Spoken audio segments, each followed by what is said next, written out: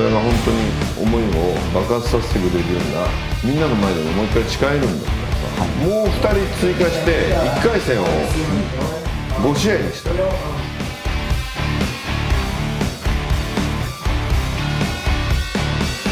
勝った上でその勝ちっぷりが問われる。見てる、お客さん全員の心を震わせるような試合を約束しますので。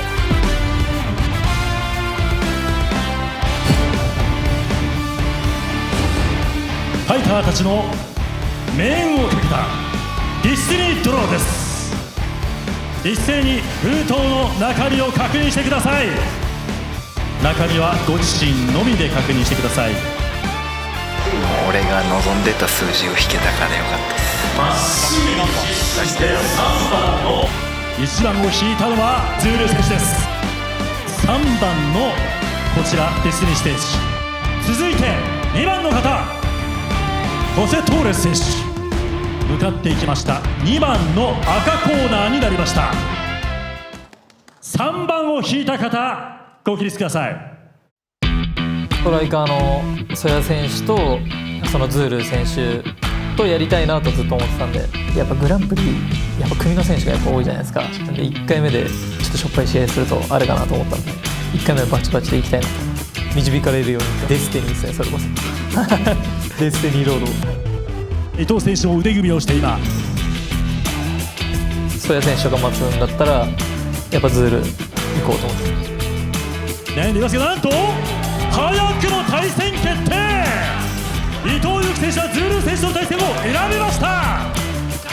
ドキドキしますね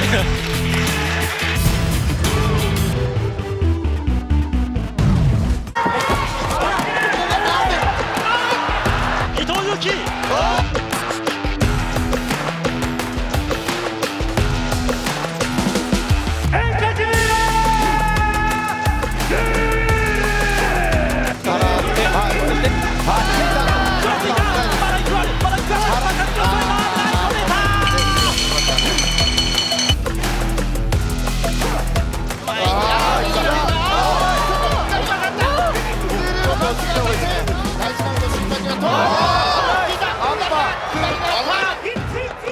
自分はやっぱり世界一のフライ級のストライカーだっていうふうに自負を持っていますので、自分は負けたけど負けてないというか、そういうようなズール選手は考えを持っているので。So yeah, it's gonna be an exciting fight because he's a striker, I'm a striker, and I'm a best striker in the world. I'm gonna put him to sleep. 堀口選手はあそこまであわやもう KO 勝利ぐらいまで行かせる選手なんで、もちろん強いのは承知なんですけど、でもこれと打ち合ったら俺もっと面白い試合できるな。ガラ空きだし、中に入って思いっきりアッパーとかも全然打ちやすいんで。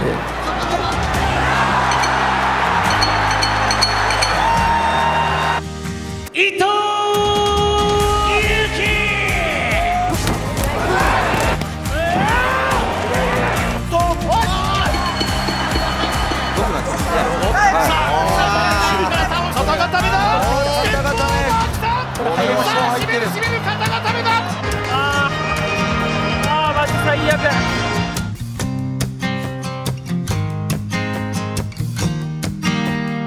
逆にこうモチベーションになるんで全然いいと思います。こいつは絶対準決勝に必要だなって思わせる試合しようって。僕がいないトーナメントだとみんな高血圧で倒れちゃうと思うんで、自分の役割は多分分かってると。行ってまいりましょう。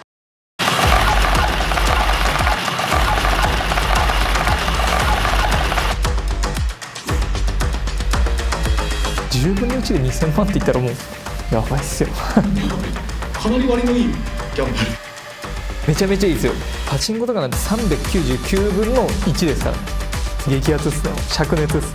2000万すごい大金取ったら、やっぱ今まで練習とかサポートしてどうしようもない時も支えてくれた家族、旅行に連れてって親孝行したいなとは思ったんですが、カジノ行きたいですね。はい。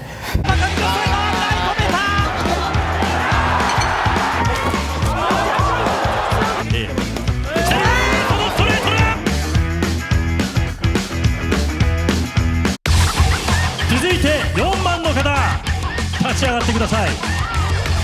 扇久保博正選手です。もうホセトーレスって決めてたんで、名前もあって元 UFC ファイターだし新竜にも勝ってて強いんで、やっぱやる気出ますよね。ホセトーレス選手の隣が空いていますけれども、そこに行くのか。いったー、なんと早くも試合決定。扇久保博正選手、フライ級グランプリ第2試合、青コーナーに立ちました。I was hoping to save the best fighter for last, but if I have to finish him first, then let's end the tournament fast. 優勝候補誰だと思うんですか？まあ、小木ちゃん、荻久保さん、扇久保さん、扇久保さん、扇久保トーレスじゃないですか。根性扇久保、右フックから左のフック、また大事ですね。ここから相手を強制にパンチ。堀口選手も抜けて、ここで背負っていくのはやっぱ俺しかいないなって、俺がいるんで大丈夫です。ドキドキしながら見てて、この2人がなるべく当たらないようにっていうのはちょっと祈ってました。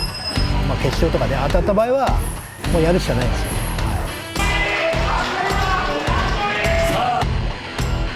もっと楽なね試合もあるんだからっていうことを言ったんだけども、絶対行くなって言われてなんでホセトーレス行くんだって言われたんですよ。一番強いのとやらないと意味がないっていうんで。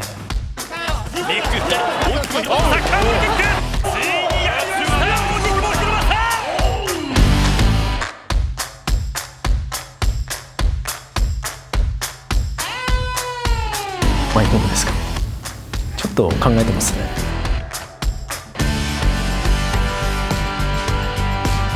ランニングとかしてる時に大きい家見て、絶対こういう家買おうってやる気をこう燃やしてます。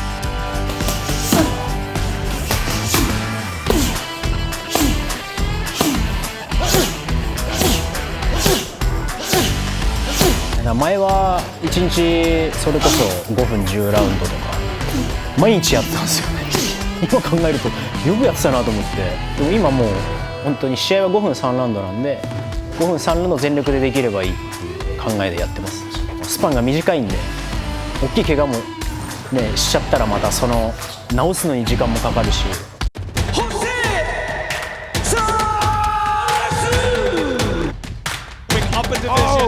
Versus a fighter moving down 2. Around the whole ton of weight. They are able. Oh, shorty. 右組み離れていきます。ビッグダウン。立っていきます。おっと足を流されました。やはりこのインローです。ピッチ変えたいというか、杉山さんようにハンド打ち合いです。常に自分からプレッシャーをかけるアグレッシブなファイターなので休めないんですよ。削り合い、死闘になる可能性もやっぱあるので、やっぱそういうのって見てて面白いじゃないですか。打倒、玉、根性、まさに全部見られるんじゃないかな。やっぱり根性ですか。僕の方が強いと思いますね、全然。I believe whoever wins this match is gonna be the almost guaranteed winner of the tournament. The best is up first, so let's put on an amazing show. 扇久保選手からプレゼントということで何か手渡していますね。あ、塩ですね。塩を配っています。もちろん勝つのがね出たよ。でも勝ちっぷり負けっぷりじゃん。負けてもいいからいけって。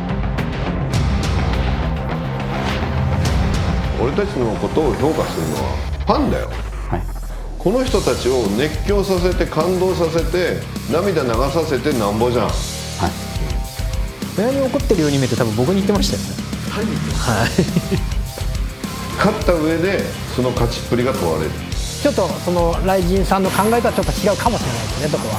僕はもう強くするのが仕事なんですよ。負けてもいいからいけって。そこは人それぞれの仕事があるんで、僕は勝たせるのが仕事。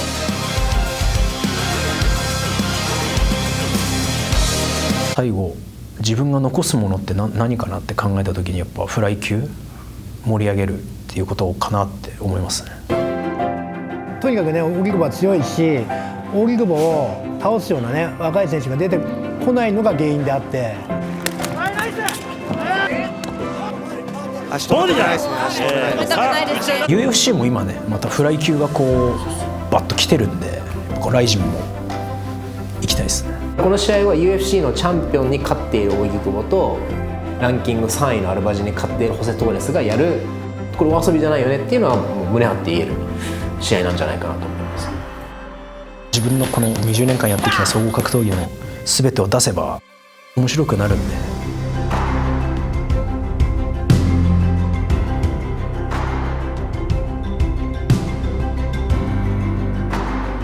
続いて5番を引き当てた方は新竜選手です。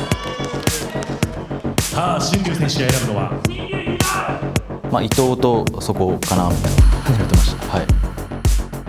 2試合が決まっています。おお、第5試合の赤コーナー、さあ6番の方お願いします。山本アーセン選手です。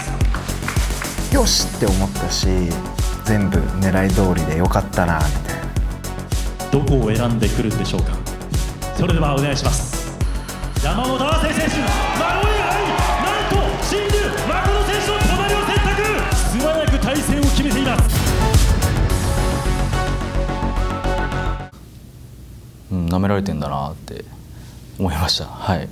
なんか事前にアーセン選手が僕とやりたいって言ってるっていうのを言ってきたんですよ。指名してくるってことは僕に勝てると思ってるんで、まあそんなわけないよってレベルの差をはっきり見せます。うるさいよ別に舐めてるわけじゃないけど、自分の今成長してる部分を全面的に表現できるのが新竜くんかなって思ったんで。山本アーセンが締め上げる、角の使いを見せつける。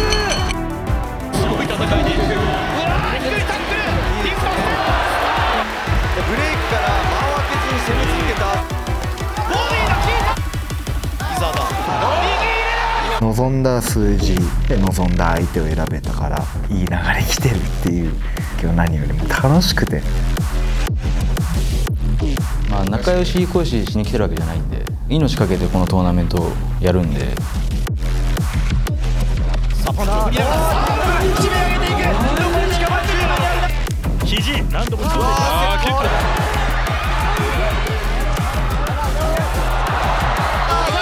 決まった。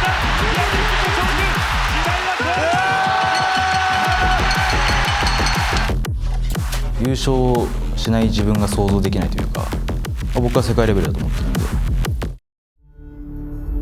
エンタメ枠が多いんじゃないかみたいな、そこについてちょっと聞いてもいいですか。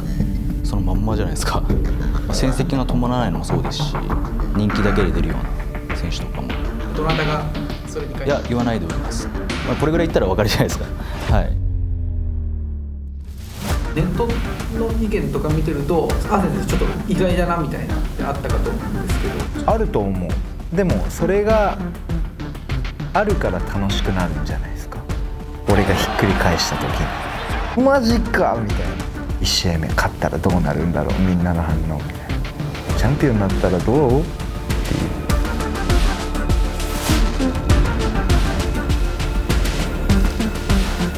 僕も同じバックボーンなんですけど、レスリングで言ったら本当に格上ですよね。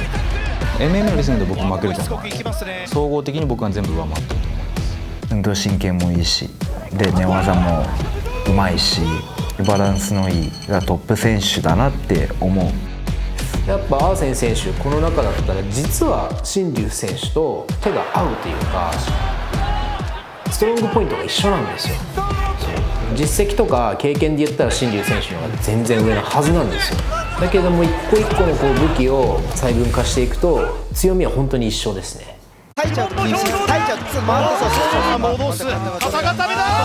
本当にレベルの差を見せつけた上でもう1ラウンドでフィニッシュ狙ってます。立ち技寝技がハマると自分は思ってるんで、打撃に関してはやっぱりアーセン選手は今度タイトルマッチである福田選手ともやっぱりちゃんと打ち合ってる。アーセン選手伊藤選手にも勝ってますから、今あとはやっぱり新竜選手仕掛け早いですからね。関節技への入り方のバリエーションもたくさんありますし、やっぱり非常に面白くてヒリヒリするような試合になるんじゃないかなと思います。投票システムあるじゃないですか。ここは派手にいかなきゃいけないっしょって思うんで。そんなん関係ないんですよ。うわーって脳汁がもうめっちゃ出る試合して全部勝てばシステムも関係ないじゃないですか。全員なんか僕の全てを奪いに来るわけじゃないですか。僕がこんだけ強いよっていうのを教えてあげなきゃいけないと思うんで。殺してやるや。頭に刻みながら楽しんで仲間と一緒に笑いたいです。最後はやった。ここで取れなかったらいつ取るんだって思ってるんで、当たり前に優勝して時代作ろうかなと思ってます。死ぬ前に生きた証欲しいじゃないですか。どんなに辛い道であろうが最後に巻いてんのは俺でありたいと。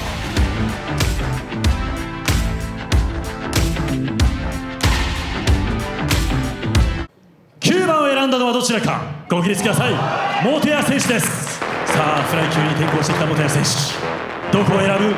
広谷選手の隣か中本選手の隣か。選ぶのはどちらか。うなずいて広谷の隣に向かっていった。最後2人残った時に平選手にどんなこと考えてたんですか？そうですね、まあ最初からガジャマドフは最初から選ばんとこうとは思ってたんで、ちょっと試合数が5試合ぐらいしかあんまり未知数というか。本谷さんがどっち行くかってなった時どんな気持ちでした？もう心から来い来い来い来い来い来い来い来いって思ってました。来た瞬間来たーって思ったっすね。もう最高やって思ったっす。いやだって優勝候補やし、もう僕が出てたディープの絶対王者ですからね。そんなんやれるタイミングなんかマジでこれしかないと思うし、あの人もこのチャンピオンベルトにこう全てかけてフライ級で頑張るみたいなタイミングだったじゃないですか。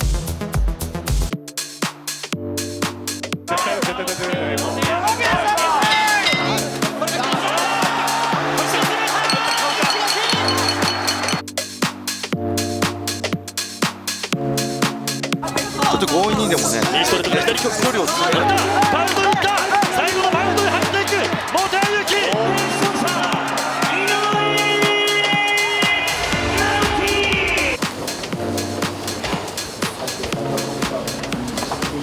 希。まあタイトルマッチ結果負けて、まあ、次回ってくるまでにまあ 2,3 年はかかるだろうなってのが思って、じゃあフライのトーナメントあるんだ、それでベルト取れるんだと思ってお願いしました。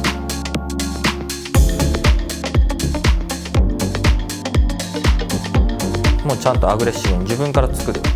あれを多分最初から言ってれば勝ったっす。やっぱ自分でペースをつかみに行くっていうのがやっぱ前回の試合でも思ったんで、それを意識して ATT で練習していきました。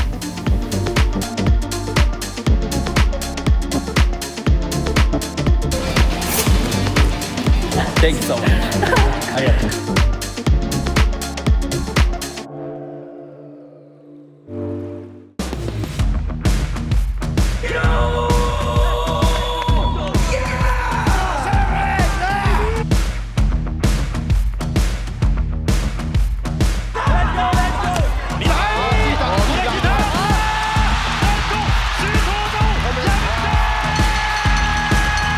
東京ドームの空気の作り方、あれを見たらやっぱ選ぶしかないんじゃないのかな。だ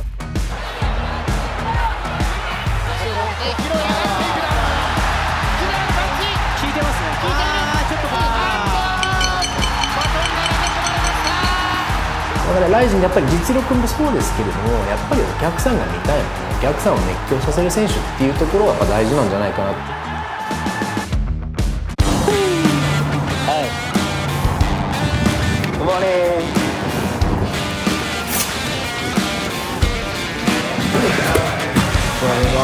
いやめちゃめちゃいい練習できてるっすね。まあ、こっち来てメインはコーディ・ガープランド、元チャンピオンどころは結構割と普通にいるなっていう感じですね。全然なんか UFC ファイターとか全然通用するんで、めちゃめちゃ自信になるっすね。Let's go hard hard hard hard hard 暑い。トレーニングはやっぱり地味ですね。地味にきつい。Relax. Now on. Yes, exactly. いやもう人生何があるか分からんし、やっぱ不可能とかないっすね。やっぱ不良だった時に格闘技始めた時にライジン出れるのも絶対1ミリも思ってなかったんで、ライジン出たかったから成り上がりたかったからめちゃめちゃ頑張っとったけど、やっぱ全然結果に出んくて。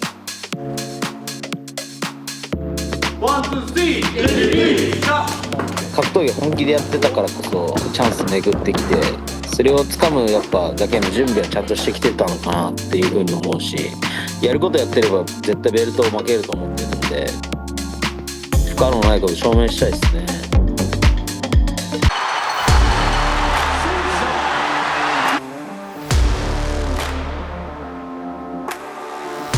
2000万、まあいいっすね。半分は国に払って、はい、自分が優勝します。いやもう死んだろう思ってますからね、リンクの上で。もう負けるぐらいだったら死んだりますわって感じですね。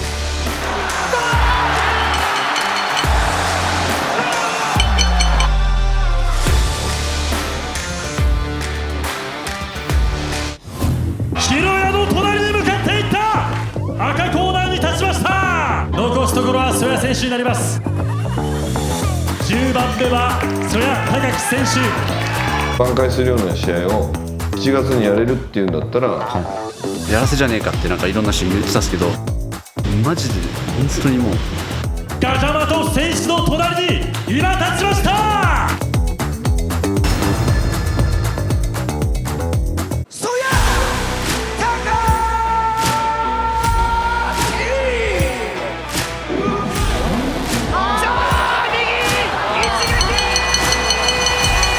最近は、ちょっと下月出たりとかは、前回の試合前もあったんですけど、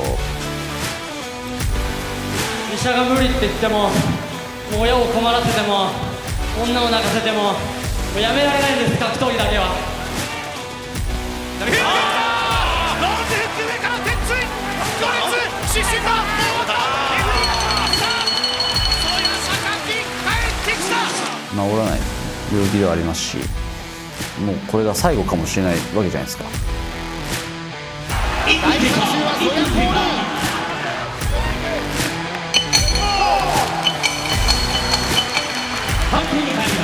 ル。ドッドソンとも決着 MMA でつけてドーム盛り上げるっていう話を曽谷がしてくれたから、曽谷なら絶対そうやって言ったことを俺はやってくれるって信じちゃったわけ。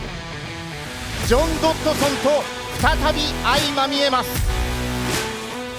すげえもの見せてくれると思って、でいきなりタックルに行かれて、あれそういう戦い方って。あ、これでいく。行きましたね。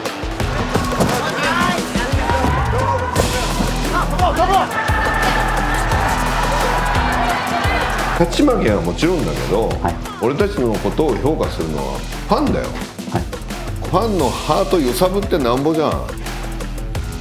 あれが曽谷の生き様だっていうふうには俺は思いたくないし。いやもう本当に響きました。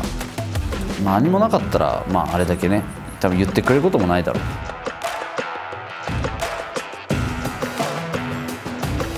X の反応だったりがあのように何でそやだ何でそやだっていうこともありましたよね、多分。それもあるんじゃないですか。はい。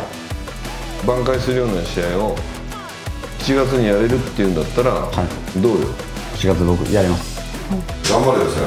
ありがとうございます。必ず次はしてもらいます。どうの分も。素直に嬉しかったですね。それだけファンの方が求めてくれているっていうのは、ファンの人に、結果で恩返ししたいなっていう思いが今一番あります。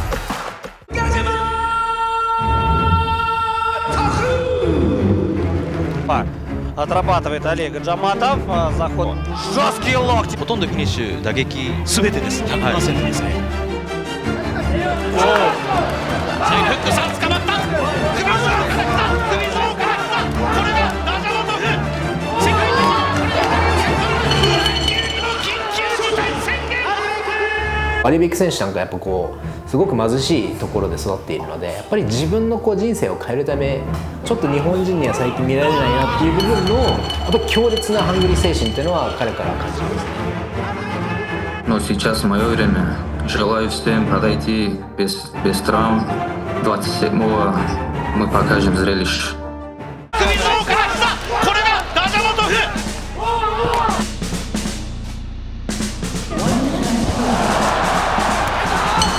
いやもうくくってますよ。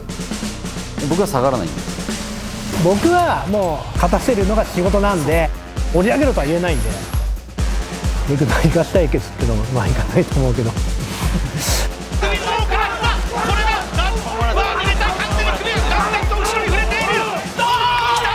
勝った上でさらに届けられるものを届けないと本当のスーパースターにはならないよって。だから逆に今回の曽谷選手の試合が楽しみですよね。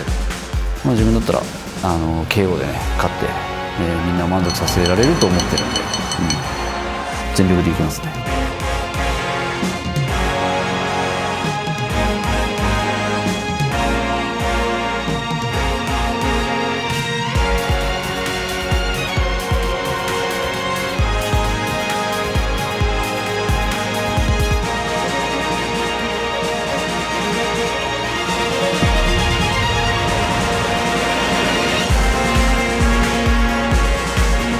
グランプリの優勝には2000万円、ヘビー級グランプリに優勝したチャンピオンと大晦日にヘビー級の初代のベルトをかけてタイトルマッチ。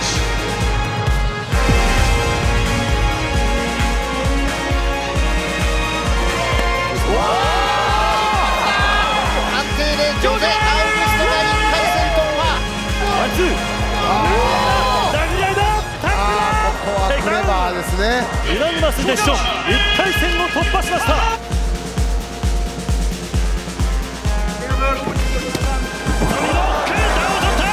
あここから一気にアンガラーを3対0の判定で退けました。強烈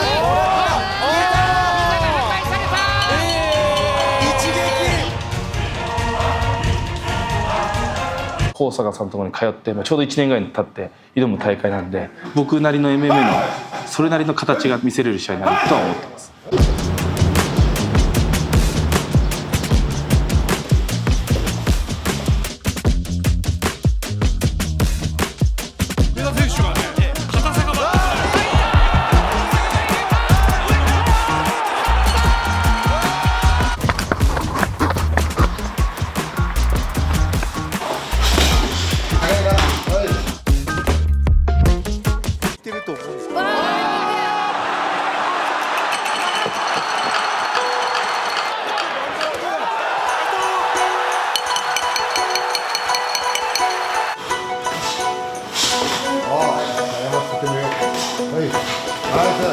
レベルアップしてますね。総合格闘家になってきてる。取捨選択だったりとか考える前に体が動こうとしてる状態は今作れてきてる。新しい上田美京が見れるかもしれない。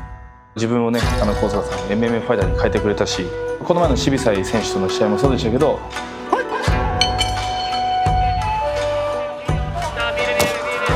強烈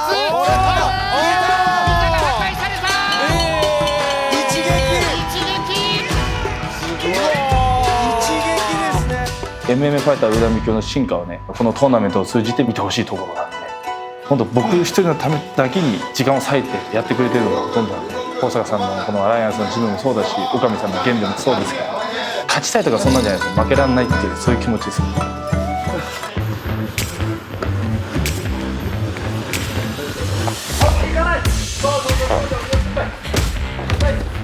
この半年でだいぶ上がってきてるでしょ、右肩上がりが。